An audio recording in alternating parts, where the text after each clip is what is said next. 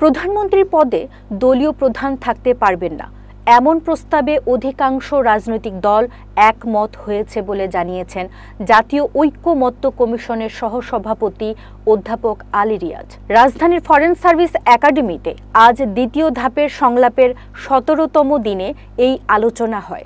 আলোচ্য বিষয়গুলোর মধ্যে ছিল একই ব্যক্তির একাধিক পদে থাকা, তত্ত্বাবধায়ক সরকার, নির্বাচন কমিশন সহ বিভিন্ন সাংবিধানিক প্রতিষ্ঠানে নিয়োগ প্রক্রিয়া। আলী রিয়াজ জানান, বেশিরভাগ দল মনে করে দলীয় প্রধান প্রধানমন্ত্রী হতে পারবেন না, তবে কিছু দল ভিন্ন মত দিয়েছে। তারা জাতীয় সনদে নোট অব ডিসেন্ট দিতে পারবে।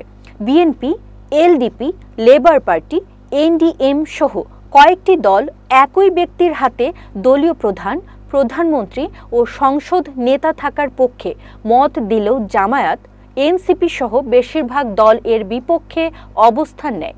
কমিশন অংশগ্রহণকারী দলগুলোকে সিদ্ধান্ত পুনর্বিবেচনার সুযোগ রেখেছে বলে জানান আলী রিয়াজ।